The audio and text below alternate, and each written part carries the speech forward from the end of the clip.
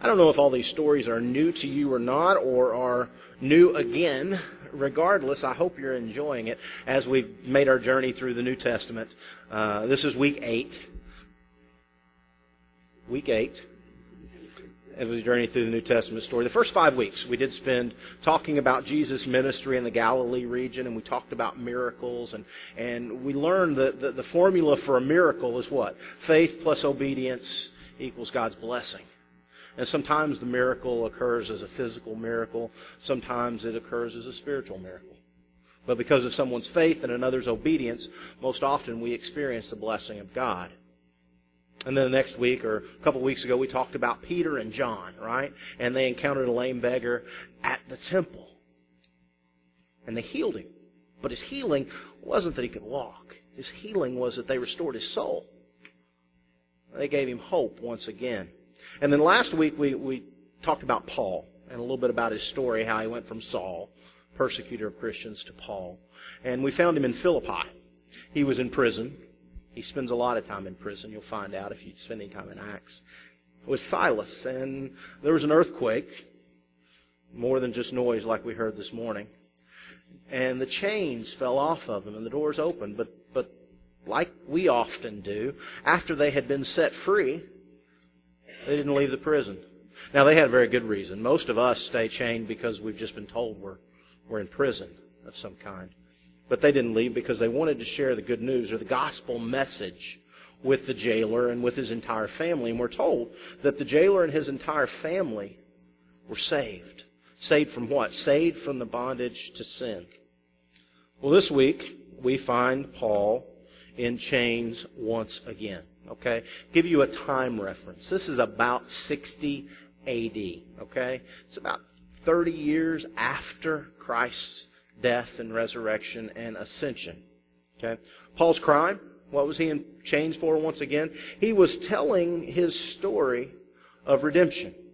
And according to the ruling class of Jews, he was inciting these Jews to believe in this Jesus of Nazareth. You see, Paul's message he spoke of freedom from the law. But he didn't speak of actually breaking Jewish laws, but rather he spoke about Jesus Christ being the fulfillment of those laws. And see, the motive of keeping these laws, and there were a lot of them, the motive for keeping these laws had been twisted. It had been twisted so that it was no longer keeping a law so you could get to know a God who loved you. It was twisted so that the law actually became their God. They kept the law for the sake of keeping the law. And you need to understand that the law, the Jewish law, was not bad. As a matter of fact, it still is. It was holy because it was given by God. God handed it down to Moses and through the prophets, but the purpose of the laws was to teach people about Him, so they could learn about the character of God. Have no gods before me. Honor your father and your mother. Love your neighbor as yourself. All of those laws pointed that way. And see, when the Jews would keep these laws with a pure heart, faithfully, they would encounter the living God, because that's just who God is. But they missed the Messiah because the law got in the way. Because Jesus to them was not the fulfillment of the law. And as you read throughout the New Testament today, you will see that all things point toward Jesus Christ. But they missed it because Jesus threatened the law keepers. See, they wanted power.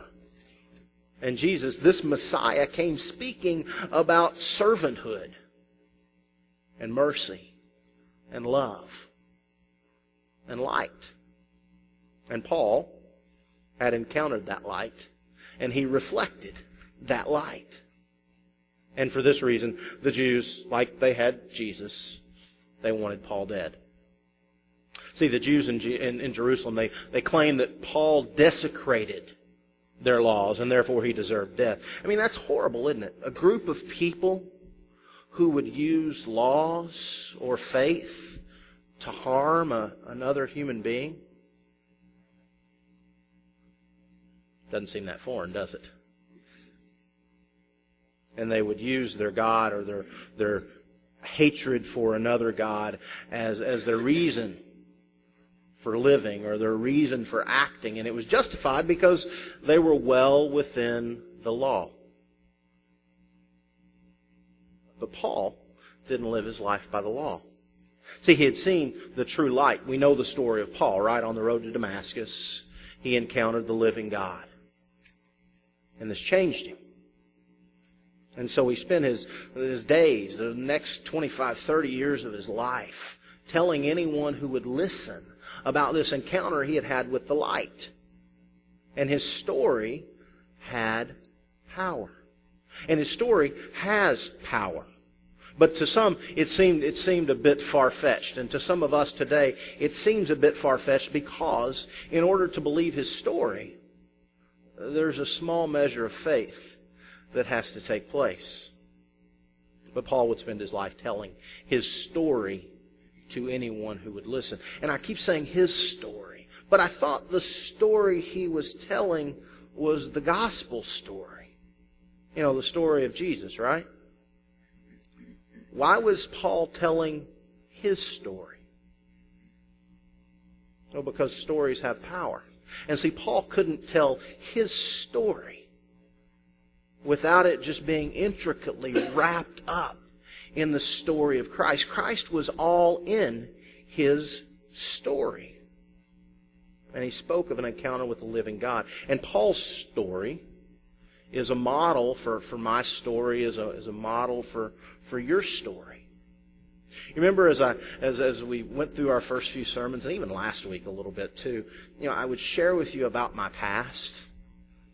And then I would tell you about my present. I would tell you what my life was like before I had my transformational moment and what my life is like now. And hopefully they don't look the same. Hopefully.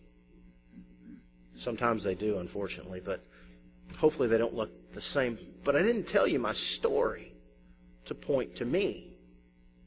I told you my story to point to God.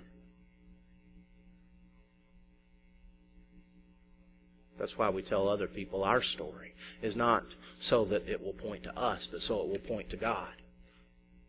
And this whole faith thing, this faith in God is not really difficult, and it's not really rocket science. I wouldn't understand it if it was. And we often call our faith what? A mystery.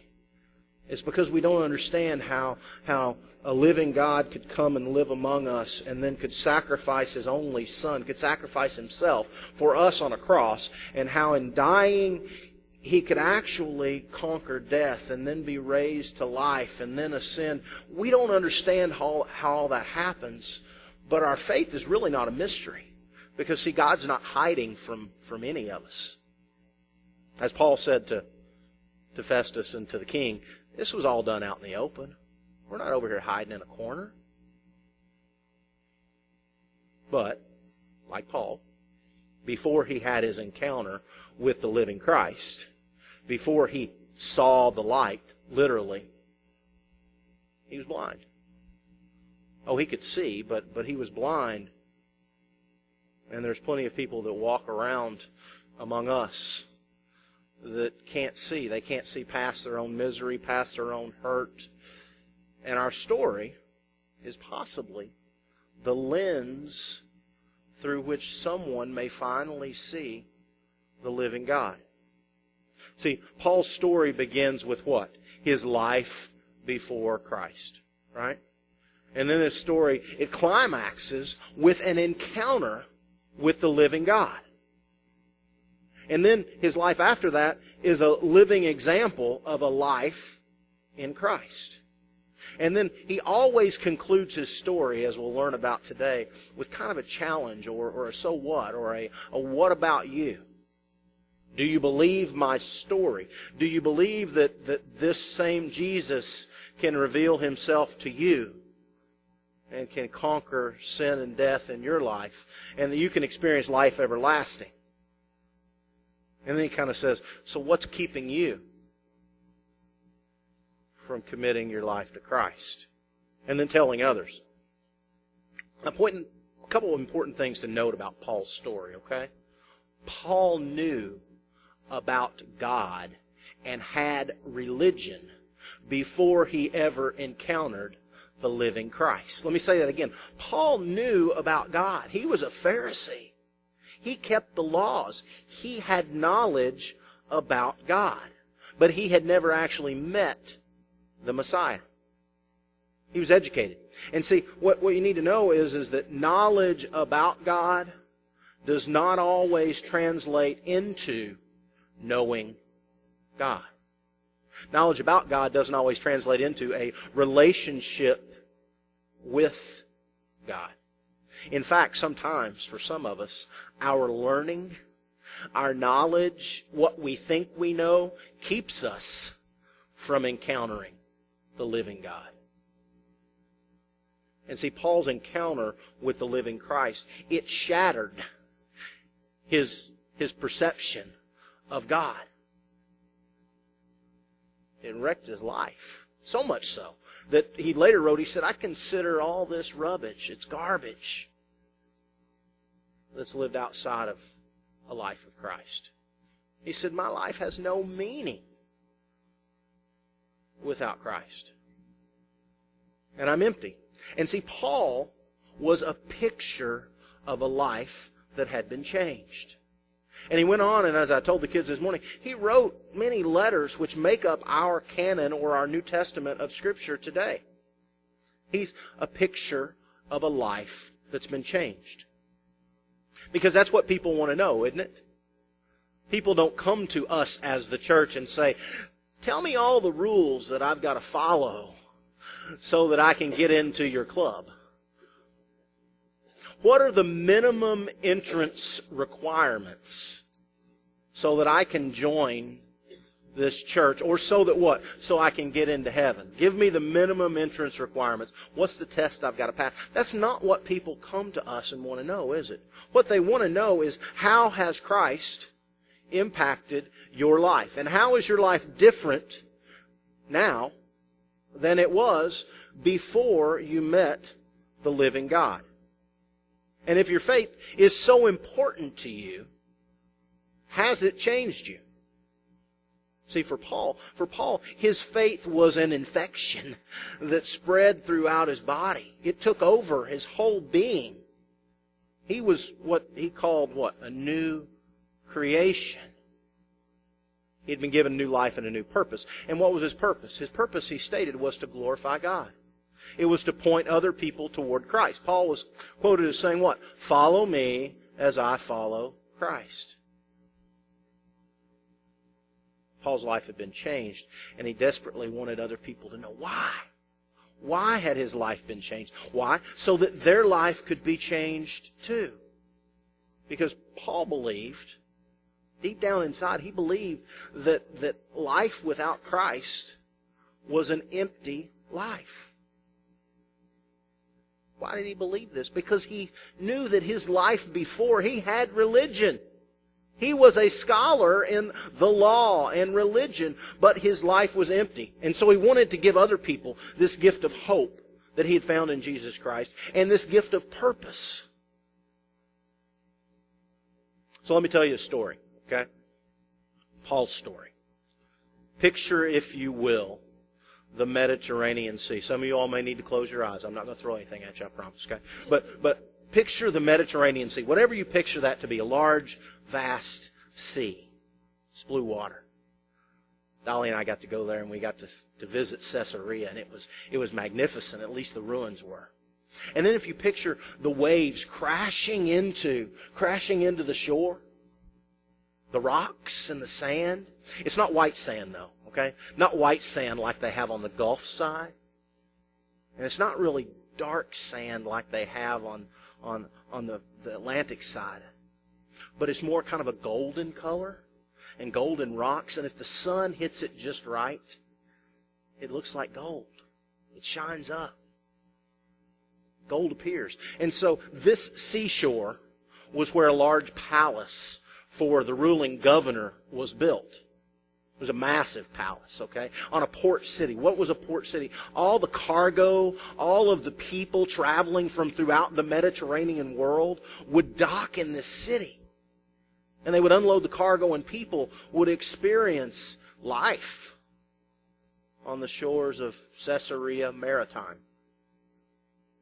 Overlooking the sea, as I said, large palace. 30, 40, 50-foot tall ceilings. Large stone. Large gardens. Greenery cascading. Magnificent pools. And baths. Inlays of marble were featured in this palace. And this was the setting of Paul's story. He was brought before the governor Festus. He was the second governor Paul was brought before. See, he'd spent a couple of years in Caesarea. Why? Because he threatened the Jewish way of life. They took him to the governor Felix, but Felix didn't want to harm him because he had done nothing wrong. So he held him for a couple of years. Well, Festus comes into power, and he's like, I got to do something with these to get these Jews on my side. And so he brings Paul before him in a trial. And says kind of, why are you here? Well, Paul tells him while he's there. And he's like, not really anything this guy's done other than tick off a bunch of Jews. Why has he been held for 2 years? So, he's visited by King Agrippa. Okay? King Agrippa. Herod Agrippa. Give you perspective. Herod the Great was this guy's grandfather. Okay, remember Herod the Great? Jesus was born. Wise men came to see Herod the Great. He wanted to what? Go and worship the king too. And so the wise men, they sent after him, but they knew he wanted to harm or he wanted to kill the Messiah because he was the king. And so he did what? He had all boys under the age of 2 in the entire kingdom murdered. Wonderful guy. Very paranoid. Well, his grandson is here before Festus, and Paul is brought before him. Okay, and I wondered what would he say, because whenever I read my Bible, quite honestly, I was thinking Paul talked in these and thous, because I would read the King James version, but Paul didn't talk in that. Paul was a Greek. He was a Roman. And so I wondered, what would that sound like if Paul was brought before him today? Well, what they expected Paul to do was plead his case for why he should be set free. But see, Paul had seen this vision where God had told him, don't worry about it. You're okay. I want you to tell your story. And I want you to go to Rome to tell your story. So Paul is a Roman citizen. He could appeal to Caesar, and they had to transport him to Rome. And so they bring him before the king, and Festus is like, you got to hear this guy. He's nuts, okay? You got to listen to this guy. If he'd just tell us I'm not guilty, we'll set him free. So they bring him before Festus, and I wonder, what would that sound like in today's language? Well, we've conveniently got this translation by Eugene Peterson called The Message, and it writes like we speak. And so he's brought before the king. Remember, big palace, rolling water crashing on the seashore.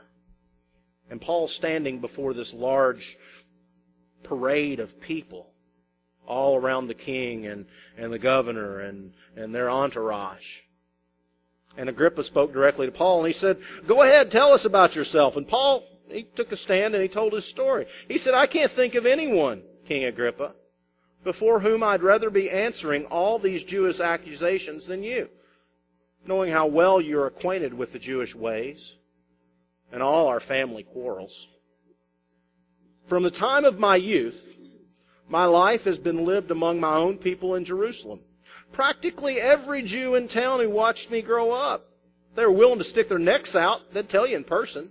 They know that I lived as a strict Pharisee, the most demanding branch of our religion. Because I believed it and I took it seriously, I committed myself heart and soul to what God promised my ancestors. Identical hope, mind you, that the 12 tribes have lived for night and day all these centuries. It's because I've held on to this tested and tried hope that I'm being called on the carpet before the Jews. They should be the ones standing trial here, not me. For the life of me. For the life of me. I can't see why it's a criminal offense to believe that God raises the dead. His crime? Believing that God had raised Jesus Christ from the dead. I admit I didn't always hold this position. For a time I thought it was my duty to oppose this Jesus of Nazareth with all my might. I was backed with the full authority of the high priest. I threw these believers, I had no idea they were God's people, I threw them into Jerusalem jail right and left. And whenever it came to a vote, I voted for their execution, King.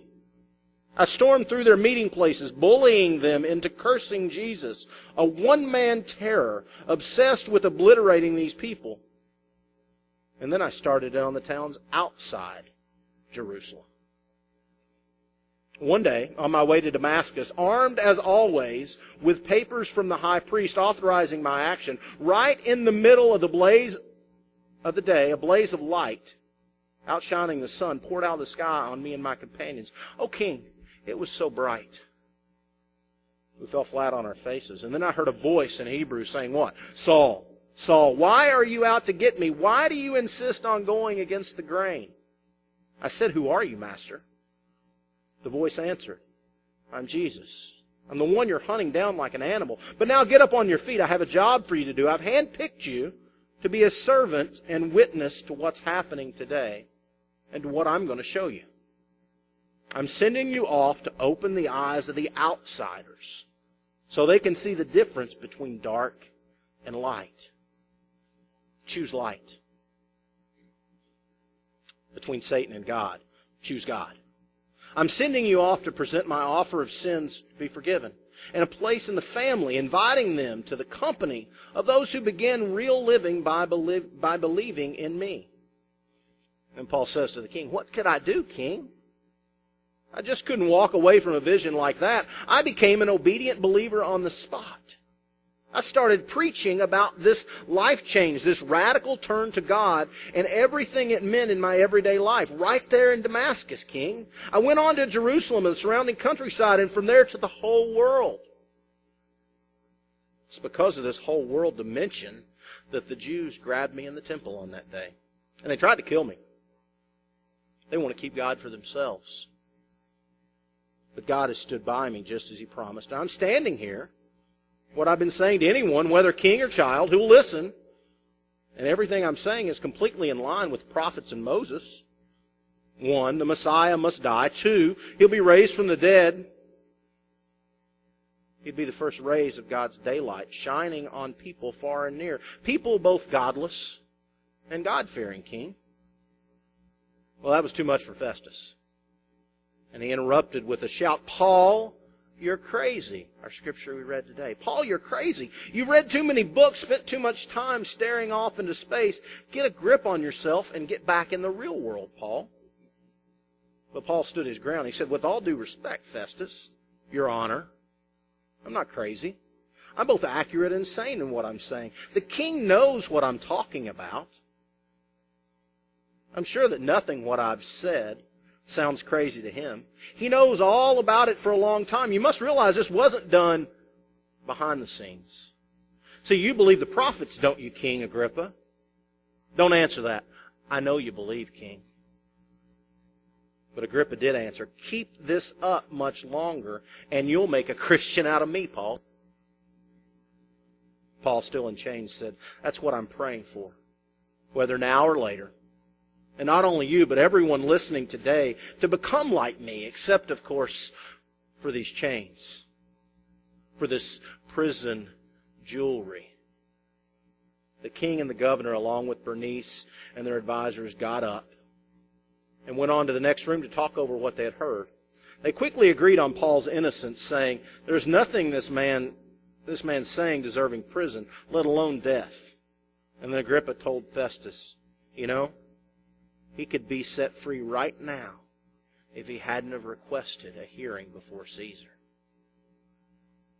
Paul's story was too powerful for him not to tell. A little behind-the-scenes information here. What kept King Agrippa from becoming a Christian? Derogatory word, Christian. What kept King Agrippa from saying, "You know all this about the prophets, King"? What kept him from it? It was his sin. See, Bernice, the lady who was with him, she was his sister. And he'd have to let go of his sin in order to follow the God. And so he couldn't believe in the story because he'd have to give up his sin. Which, kind of like me. I couldn't follow God for so long because I couldn't give up my sin. I could call it anything I wanted, but that's the bottom line. See, my life has been changed.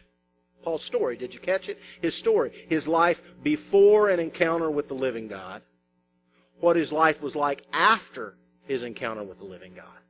That's what people want to know. See, I met Jesus whenever I was 9 years old, and I knew all the stories of the Bible. I mean, they said for me to say a prayer and invite Jesus into my heart, and I'd be changed. And then I was baptized, and we celebrated. But this was not the whole story. You see, because then I became a teenager. I mean, and we all know that teenagers know everything, right? And I knew everything. And I bought into the lie that living my life for me, and if it feels good, do it, was the most important mantra. And then I went to college, and I knew even more in college. And my purpose was to have a good time and live my life for me. And I was amazed whenever I got out of college and I grew up a little at how much my parents had learned between whenever I was a teenager and whenever I graduated college. I mean, I don't know, maybe my parents went to college too, but they learned an awful lot. And then I got married and I got a job and I bought a house and cars and kids, and I was so proud of all that I had accomplished. But for me, I was empty. Because, see, I had head knowledge about God. But I didn't have a relationship with the living God. And whenever I was 32 years old, my eyes were opened and I saw the face of God. And it filled me up. But in order for it to fill me up, I had to empty myself of Chris first. And then I was filled up with Christ. I realized that Jesus Christ was the hope of the world, and He came to seek and save the lost. Who are the lost? See, the world is full of people that are hurting because they think that somehow God's forgotten about them, or they think that they have done too many bad deeds that God could never love them. They have no hope of a brighter tomorrow. And these people are not hiding. They're not hiding. I mean, they're sitting in grand palaces like the king and the governor, or they're living in cardboard boxes. They're driving really nice cars, or they're riding around on scooters or bicycles. They work at the desk next to you, and they live across the street from me. Some seem like they've got it all together. And other people, it seems like their world is falling apart. But they, the lost, those without hope, they're all around us. And then we say, like I used to say, but I don't know what to say to them. Tell them your story. But I don't have it all figured out, was what I used to say. I don't have it all figured out. You don't have to have it all figured out. All I know is I was empty, and then I met this guy Jesus, and now I'm full. I was a mess, still am, but I'm less of a mess now that I have Jesus. I was so broken and empty, but somehow I was put back together. I had no hope, but I met Christ, and He gave me hope. But here's the thing with your story. Is in order for your story to have meaning, in order for your story to have impact, in order for my story to have meaning, the story has to be true. See, you have to have met the living God. It doesn't mean that your life will be perfect after meeting the living God. I mean, my wife will testify to that. My children will tell you that.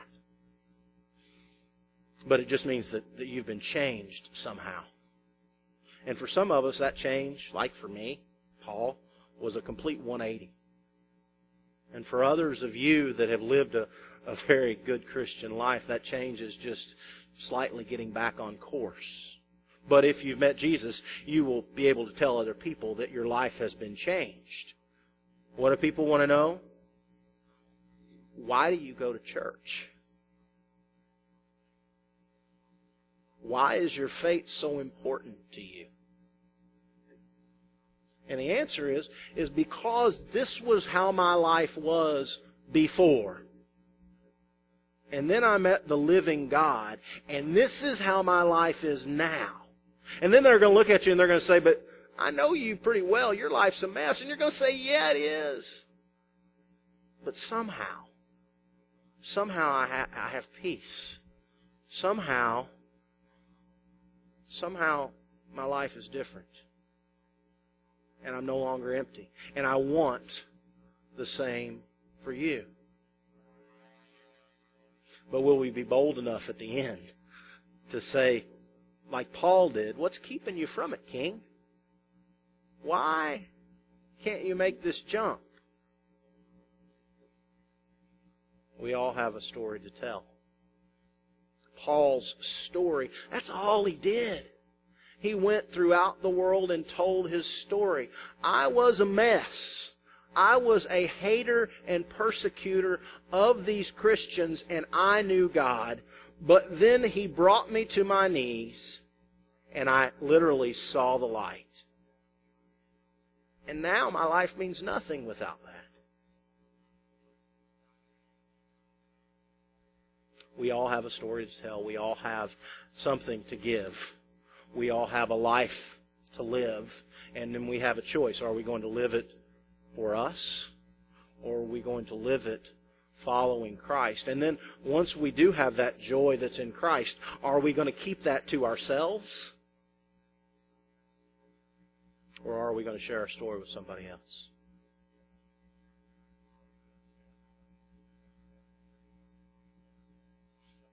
I hope you're so bold as to tell your story to the people who you come in contact with, that live in palaces and live in cardboard boxes, that drive really nice cars and ride on scooters and mopeds, that work in the desk next to you, that live across the street from me,